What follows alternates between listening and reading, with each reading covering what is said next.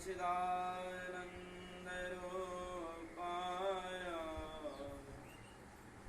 रामाय गुरवे नमः। बोलिए प्रेम से श्री सद्गुरु महाराज की जय।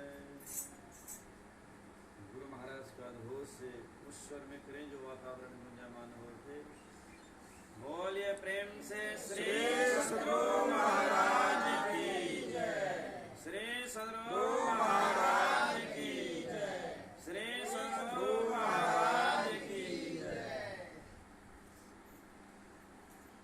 वंदनीय साधु समाज, उपस्थित सत्संग प्रेमी महान भाव, माताएं बहनों, संतमत सत्संग के द्वारा ज्ञान योग युक्त ईश्वर भक्ति का प्रचार प्रसार किया जाता है। संत मत, नया मत, नया धर्म, नया संप्रदाय, नया महजब, नया रिलीजन नहीं है। यह परम पुरातन, परम सनातन वैदिक मत है। वैदिक मत होते हुए संत मत किसी अवैदिक मत से राग रोष अथवा घृणा नहीं करता। संत मत अर्थात संतों का मत, जे पहुँचे ते कह गए, जिनकी एक बात, सब श्याणे एक मत, तिनकी एक जात। जिस तरह अनेकों नदियों का पानी जाके समुद्र में मिलता है, उसी तरह संत मत में अनेकों संतों की वाणी मिलती है। हर कितना ही कि वहाँ पानी है और यहाँ वाणी है।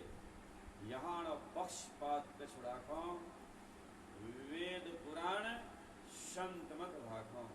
यहाँ पक्षपात की कोई बात नहीं। यहाँ वेद पुराण संत मत की बात कही जाती है। यह वेद पुराण सम्मत मत है। अभी आप लोगों ने रामचरितमानस सारस्वती के तीर्थीय सोपान अरण्य कांड से पाठ श्रवण कर रहे थे।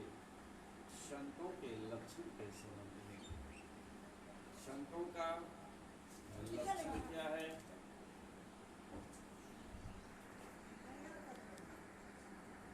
सुनिए,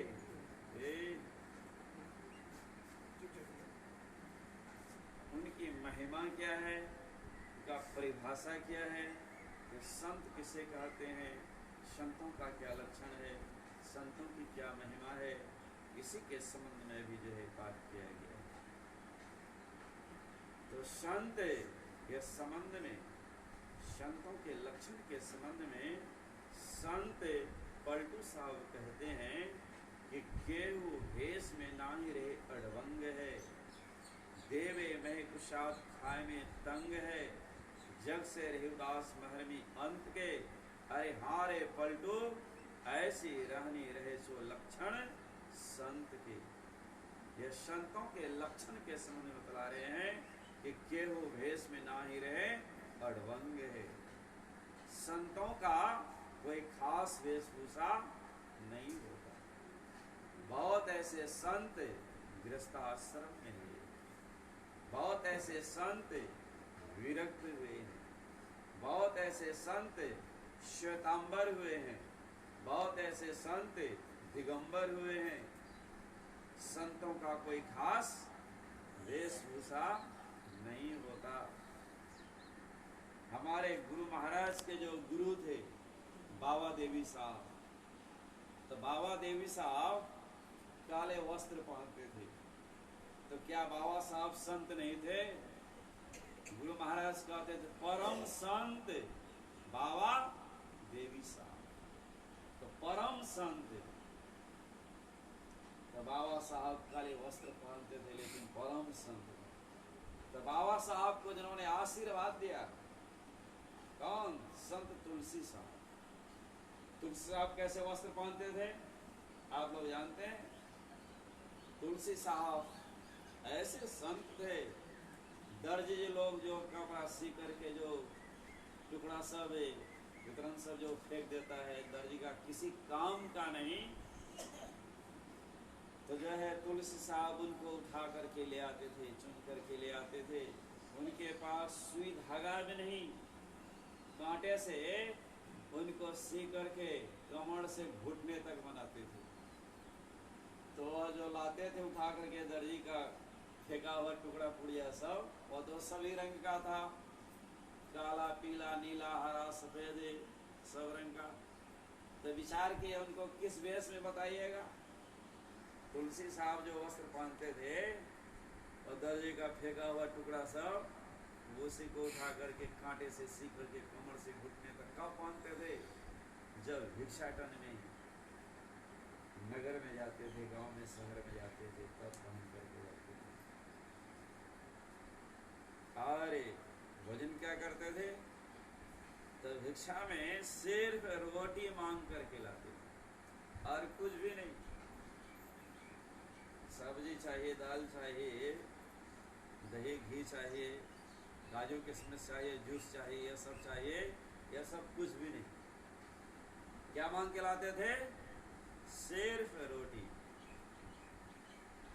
जितनी रोटी उनको खाना था मांग के लाते थे रोटी, जितना खाना था उतना भोजन कर लेते थे। जो बच जाता था उनको फेंकते नहीं थे।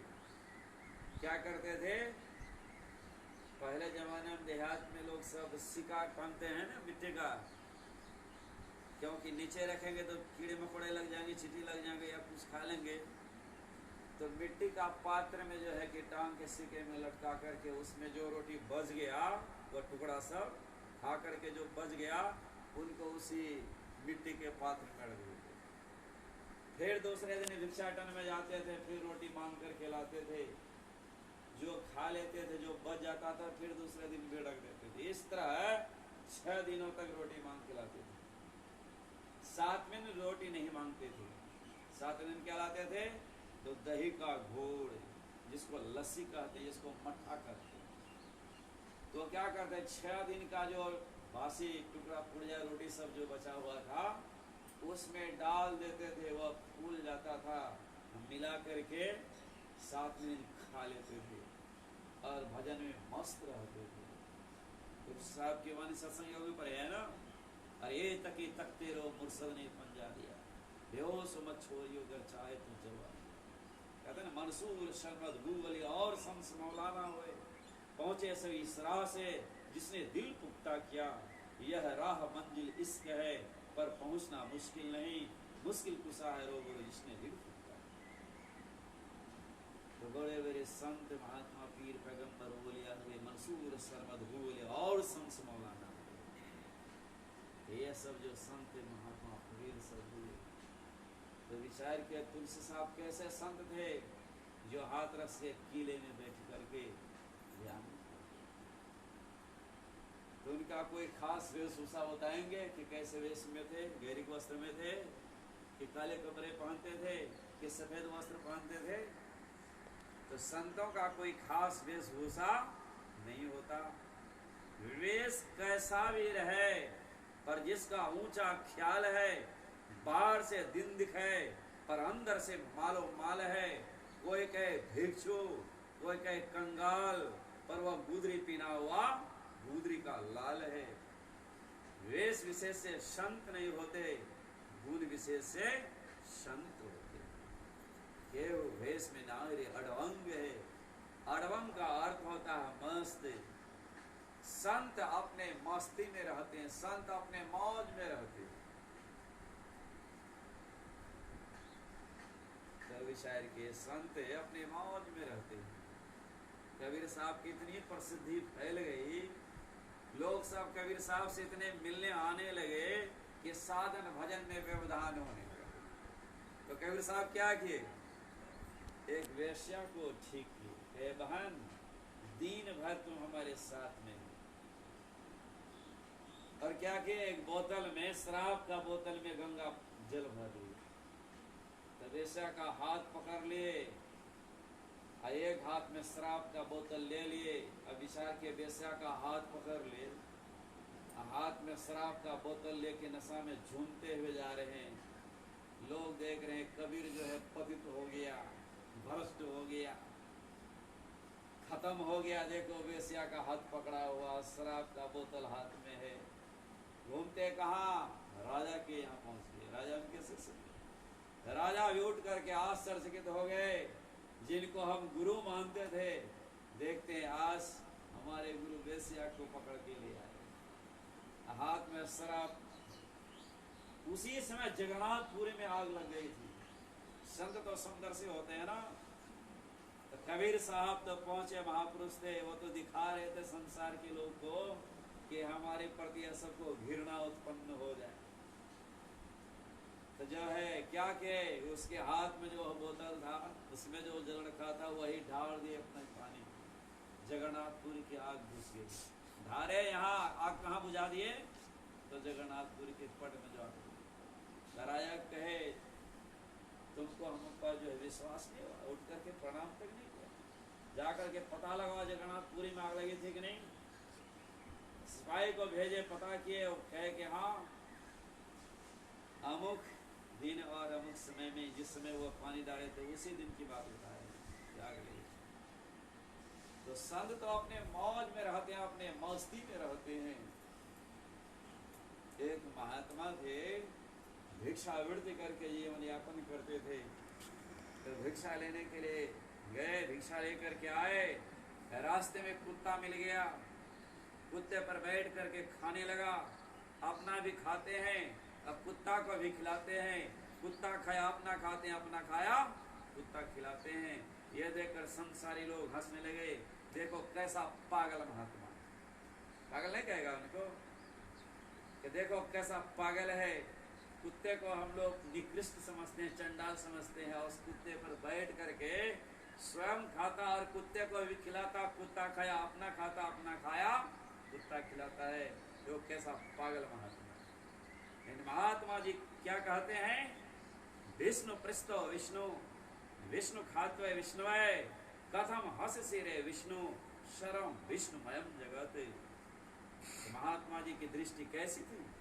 महात्मा जी क्या कहते हैं, विष्णु पृष्ठो विष्णु, कुत्ते को भी विष्णु समझते हैं और अपने को भी विष्णु समझते हैं। विष्णु विष्णु पर बैठा हुआ है, विष्णु पृष्ठो विष्णु। विष्णु खाते विष्णुवे, विष्णु खाता है, विष्णु को खिलाता है। जो संसारी लोग उनको पागल कह रहे थे, कथम हंस रे विष्णु, क्यों हंसते हो विष्णु, सर्वम विष्णुमयम जगत, संपूर्ण संसार विष्णु में है, परमात्मा में है। तो जिनकी दृष्टि ऐसी हो जाती है वे संत कहलाते हैं। मीरा की कैसी दृष्टि हो गई थी, जित देखो तित श्याम में। मीरा जिधर देखती थी उधर भगवान श्री कृष्ण का ही दर्शन करती। क्या हम लोगों की दृष्टि ऐसी हुई है, जिधर हम लोग देखें उधर गुरु महाराज का ही दर्शन हो रहा है? तो विचार कीजिए। तो जो है महात्मा जी की तो दृष्टि ऐसी थी, कहते विद्या विनय संपन्ने, ब्रह्मणे के वे हस्तनी, सुनी चैव स्वपाके च पंडिता समदर्शिनः।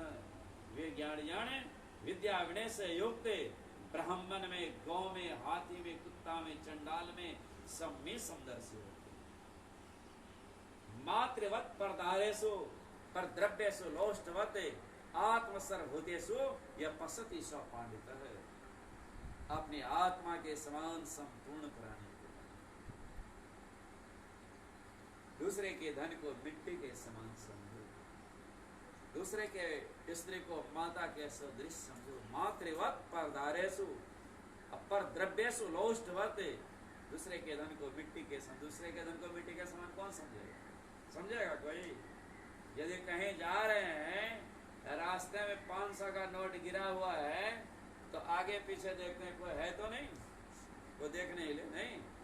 यदि आगे पीछे देखते हैं कोई है नहीं, उठा करके तुरंत जेब में डाल देते हैं। क्या मेरा तो गिरा हुआ नहीं तो दूसरे का गिरा हुआ है, हम क्यों उठा करके ले? यदि कोई नहीं उठावे तो जिनका गिरा हुआ वो ढूंढते हुए आ जाए तो उनको मिलेगा कि नहीं? लेकिन वो बेचारा जिसका गिरा हुआ खोजते हुए ढूंढते आ रहा है, और आप उठाए हैं, आपको पूछा, देखिए बाबू साहब हमारा 500 रुपया गिर गया था रास्ते में, क्या आपको मिला है? तो क्या करते हैं, उनको ऊपर से नीचे देखते हैं, नहीं, पैर से सर तक उनको देखते हैं। क्या कहा तुम? तो कहता हमारा 500 रुपया गिरा था, आपको मिला है क्या? अरे हम कहाँ लिए तुम्हारा रुपया? नहीं, झूठ बोल करके छिपा लेते गोया, उस रुपये को जो है कि झूठ बोल करके छिपा। लेकिन जिनकी दृष्टि ऐसी हो जाती है, दूसरे के धन को मिट्टी के समान समझो, पर द्रव्य सुलोष्टवत, दूसरे के धन को मिट्टी के समान, मातृवत परदारेषु प्रद्रव्य सुलोष्टवत आत्मवत्सर भूतेषु, अपने आत्मा के समान संपूर्ण प्राणियों को, तो अपने आत्मा के समान संपूर्ण प्राणियों को कौन देखता है, कौन जानता है? जो संत। ऐसे संतों के संबंध में महोपनिषद के ऋषि कहते हैं, विदते हृदय ग्रंथि छिदन्ते सर्व संशया छिदन्ते चास कर्माणि तस्मिन् दृष्टि परावरे। जो परे से परे पर ब्रह्म परमात्मा को प्राप्त कर लेते हैं, उनके सभी संशय छिन्न भिन्न हो जाते हैं, उनके सभी कर्म भस्मीभूत हो जाते हैं। ते विदते हृदय ग्रंथि, तो हृदय में किस चीज की ग्रंथि पड़ी हुई है? तो जड़ चेतन ही ग्रंथि पड़ गई। जड़ और चेतन की ग्रंथि पड़ी हुई है, तो जड़ चेतन की ग्रंथि को कैसे पृथक करेंगे? यही जड़ और चेतन की ग्रंथि को पृथक करने के लिए यह साधना शिविर का आयोजन किया गया। तो जो मनयोग पूर्वक के ध्यान करेंगे, वही और जड़ से चेतन को पृथक कर सकते हैं, अलग कर सकते हैं, उठा सकते हैं। तो जिमी दूध के मथन से निकसत हैं घी जतन से, तिम ध्यान के लगन से पर ब्रह्म ले निहारा। तो जिस तरह दूध को मत करके घी को अलग कर लेते हैं कि नहीं, उसी तरह ध्यान के लगन से पर ब्रह्म परमात्मा को हम प्राप्त कर सकते हैं, जड़ से चेतन को पृथक कर सकते हैं। विदुते हृदय ग्रंथि छिदन्ते सर्व संशया, उनके सभी संशय छिन्न भिन्न हो जाते हैं। संशय होता कहाँ है? तो अंधकार में होता है। अंधेरी रात है, हम कहीं जा रहे हैं, रास्ते में डोरी पड़ी हुई, रस्सी पड़ी हुई है, संशय हो जाता है, भ्रम हो जाता है, सांप तो नहीं है, हम भागते हैं, बगल में एक खाई है, गिर जाते हैं, हाथ पहुंच। लेकिन यदि हमारे पास प्रकाश हो, टॉर्च हो, तो उस प्रकाश के रोशनी में, उस प्रकाश में हम देखते हैं कि यह तो डोरी है, रस्सी है, क्या हम भागेंगे? तो संशय होता कहाँ है? अंधकार में। लेकिन संत के संबंध में कहते हैं दादू दयाल जी महाराज, संतन की गति गोई दादू जाने ना कोई, शून्य शून्य शून्य के पारा, अगुण सगुण नहीं दोई। तो जिनकी गति 3 शून्यों के परे, अंधकार प्रकाश शब्द के परे जिनकी गति हो चुकी है, उनके पास संशय कहाँ हो सकता है? छिदन्ते चास कर्माणि, उनके सभी कर्म भस्मीभूत हो जाते हैं। जैसे सदग्रस्त लोग अपने घर में बहुत सारे बीज रखते हैं कि नहीं, धान का, गेहूं का, मक्के का, चना का, बहुत बीज है, लेकिन तावे पर चढ़ा करके सभी बीज को भूंज दीजिए, क्या होगा? सबकी जीवनी शक्ति समाप्त हो जाएगी। और उस बीज को ले आकर खेत में बो दीजिए, क्या अंकुरित होगा? क्या पुष्पित होगा? फलित होगा? तो फलेगा? क्यों नहीं फलेगा? क्योंकि उनकी जीवनी शक्ति समाप्त हो चुकी है। उसी तरह संत महात्माओं को देखते हैं कि संत महात्मा तो हमारे तरह देखने में लगते हैं, देखते हैं संत महात्मा भी खाते हैं, संत महात्मा भी सोते हैं, संत महात्मा भी हमारे तरह सभी संसार के क्रियाकलाप करते हैं, सभी काम करते हैं। तो हम लोगों का कर्म बंधनदायक है और संतों का कर्म बंधनदायक नहीं, ये कहाँ की बात है? तो संत महात्मा लोग ब्रह्म अग्नि में अपने उस कर्म को जला करके भस्म कर चुके हैं। ब्रह्म अग्नि प्रकट किए हुए मधुवे नाम शिवेवा। तो जो ब्रह्म प्रकाश को प्राप्त कर लेते हैं, उनके सभी कर्म जल करके भस्मीभूत हो जाते हैं। छिदन्ते चास कर्माणि तस्मिन् दृष्टि परावरे। तो जो परे से परे पर ब्रह्म परमात्मा को प्राप्त कर लेते हैं, उनके सभी संशय छिन्न भिन्न हो जाते हैं, उनके उनके सभी कर्म नष्ट हो जाते हैं। तो जिन्होंने इस महोपनिषद के इस वाक्य को चेतार्थ कर लेता अपने जीवन में, ऐसे महापुरुष को संत कहते हैं। यह संतों के संबंध में यह बताया गया। ऐसे संतों के संबंध में हमारे गुरुदेव कहते हैं कि जिनकी सूरत सारे आवरणों को पार कर शब्दातीत पद में समाधि समय लीन होती है और पिंड में बरतने के समय उन्मुनी रानी में रहकर सार शब्द में लगी रहती है, ऐसे महापुरुष को पहुंचे हुए संत कहते हैं। तो जिनकी सूरत सारे आवरणों को पार कर, तो जीवात्मा के ऊपर कितने आवरण हैं? घटतम प्रकाश और शब्द पढ़ते जीव पर हैं छाए। तो जीवात्मा के ऊपर त्रय आवरण, अंधकार का आवरण, प्रकाश का आवरण, शब्द का आवरण। तो जिनकी सूरत सारे आवरणों को पार कर अंधकार प्रकाश शब्द से परे निःशब्दम परमम पदम, परम प्रभु परमात्मा को जिन्होंने प्राप्त कर लिया, जिनकी सूरत सारे आवरण को पार कर चुका, जिनकी सूरत सारे आवरण को पार कर शब्दातीत पद में आप पिंड ब्रह्मांड के सांकेतिक चित्र को देखेंगे तो सबसे ऊपर लिखा हुआ रहेगा शब्दातीत परम पद, लिखा हुआ है नहीं? तो जहाँ परम शब्दातीत परम पद लिखा हुआ, जिनकी सूरत सारे आवरणों को पार कर शब्दातीत पद में समाधि समय लीन होती है। किस समय? समाधि के समय, जागृत के समय नहीं, स्वप्न के समय नहीं, सुषुप्ति के समय नहीं, किस समय? तो समाधि के समय लीन होती है और उन्मुनी में रहने में रहकर सार शब्द में लगी रहती है। ऐसे महापुरुष को संत कहते हैं। सत्संग योग के चतुर्थ भाग उठा करके पढ़िए गुरु महाराज।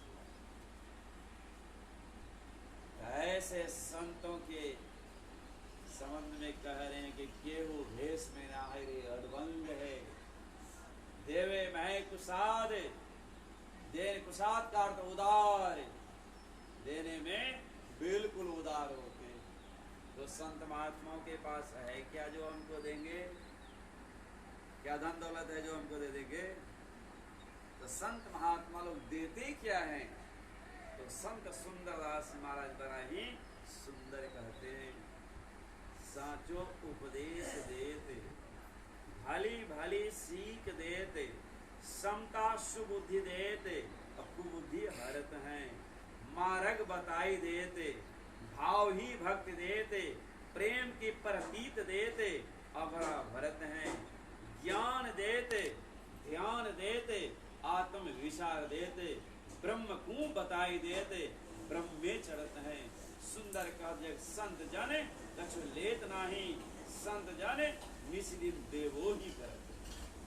तो संत महात्मा लोग दिन रात देते रहते। तो क्या देते हैं? ज्ञान देते, ध्यान देते, आत्म विचार देते, ब्रह्म को बताए देते, ब्रह्म में चढ़ते हैं। ये देते हैं संत महात्मा लोग। कैसा ज्ञान है? ज्ञानान मोक्ष मार्ग, जिस ज्ञान से निर्वाण की प्राप्ति, मोक्ष की प्राप्ति। देवे मह कुशाद, कुशाद का उदार, खाए में तंग है, अपने खाने के लिए बेचारा परेशान है।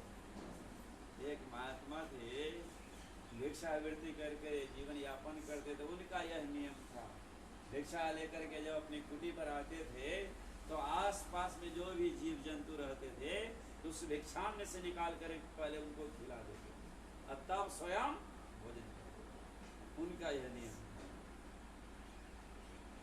तो संजोग बस एक दिन महात्मा जी भिक्षा लेकर के आए, कुटी पर आसपास कोई जीव जंतु को देखे नहीं, कोई था ही नहीं, किनको खिलाएंगे? तो स्वयं भोजन कर लिए। तो वह महात्मा भी ऐसे थे, उतने ही भिक्षा लाते थे जितने उनकी आवश्यकता, जितना वो खाते थे, उससे अधिक संग्रह नहीं करते। क्योंकि उदर समाता अन्न ले, तन ही समाता चीर, अधिक संग्रह ना करे ताका नाम फकीर। ऐसे वो फकीर थे। तो संजोग वश भिक्षा लेकर के आए, आसपास किसी जीव जंतु को देखे नहीं, तो स्वयं भोजन कर लिए। भोजन करने के बाद एक भूखा कुत्ता आ गया महात्मा जी के सामने। सोचने लगे कि अब तो झोपड़ी में भी कुछ नहीं है जो उस कुत्ते को हम खिलावे, लेकिन यहाँ तो परिभाषा देते हैं देवे में कुशाद, देने में उधार होता है। लेकिन अब महात्मा जी क्या उनको खिलाएंगे कुत्ते को? तो महात्मा जी विचार किए कि मैं अभी भोजन किया हूँ, वो तो पचा नहीं है, वो स्वान के सामने, कुत्ते के सामने वो गमन कर देते, उल्टी कर देते। तो विचार के अपना खाया हुआ अन्न दूसरे प्राणी को खिला करके रक्षा करे, तो इससे उदारता की दूसरी परिभाषा दे सकते हैं? इससे उदारता की कोई दूसरी परिभाषा नहीं। देवे में कुशाद खाए में तंग है, अपना खाने के लिए बेचारा परेशान। जग से रहे उदास, संसार से संत महात्मा लोग उदास रहते। क्यों? क्योंकि संत महात्मा लोग यह सिद्ध कर चुके हैं ब्रह्म सत्यम जगन मिथ्या, ब्रह्म ही सत्य है, परमात्मा ही सत्य है, और यह संसार मिथ्या है। तो जो संसार मिथ्या है, नाशवान है, क्षणभंगुर है, परिवर्तनशील है, ऐसे संसार से क्या आसक्ति रखेंगे? इसलिए संत महात्मा संसार से उदास रहते हैं। जब से रहे उदास, महर्मी अंत के परम प्रभु परमात्मा के रहस्य को जानने वाले संत होते हैं। महर्मी अंत के अरे हाँ रे पलटू, ऐसी रहनी रहे सो लक्षण संत के। ऐसी रहनी आप जिनमें पावें उनको आप संत मान सकते हैं। इसमें संशय का कहीं कोई प्रश्न ही नहीं है, स्थान ही नहीं। तो ऐसी रहनी में जिसको आप पावें उनको आप संत मान सकते। अभी सुन रहे थे पाठ में हम लोग, खड विकार जिता न का कामा, अचल अकिंचन सुचि सुख धामा, अमित बोध अनिमित भोगी, सत्य सार कवि वो विद जोगी। संत जो होते हैं वह छह विकारों से रहित होते हैं। काम जिनको बदनाम नहीं कर सकता, क्रोध जिनको जो है क्रोध जिनको अबोध नहीं कर सकता, लोभ जिनके मन में क्षोभ उत्पन्न नहीं कर सकता, पद पाकर के जो मद में नहीं आ सकता, ऐसे महापुरुष संत कहलाते हैं। स्वामी प्रज्ञानंद जी महाराज बड़े ऊंचे दर्जे के संत हुए। उनके अंतिम समय जब वह शरीर छोड़ रहे थे तो अपने शिष्यों को जो है उपदेश दिए। उनकी अंतिम वाणी थी, बेटा कभी पद नहीं लेना, पद मद को उत्पन्न करता है और मद से मनुष्यत्व समाप्त हो जाता है। तो देखिए पद क्या होता है? पद से मद उत्पन्न होता, मद होता है कि नहीं? पद पा करके देखे कहते हम तो आचार्य हैं, हम तो एमपी हैं, हम तो एमएलए, हम तो मुखिया, हम सरपंच। एक छोटा छोटा पद प्राप्त करके कितना मद सबके मन में होता है। जाइए उनसे मिलने के लिए, क्या सहज रूप में मिलेगा? तो विचार कीजिए, पद से मद उत्पन्न होता है, मद से मनुष्यत्व समाप्त हो जाता है। इसलिए कभी पद मद लेना। तो जो है ये काम जिनको बदनाम नहीं कर सकता, क्रोध जिनके मन में क्षोभ उत्पन्न नहीं कर सकता, तो जो है काम, क्रोध, लोभ, मोह, मद, मात्सर्य, ईर्ष्या, द्वेष, पाखंड का जो परित्याग कर दिए। अभी देखते हैं महात्मा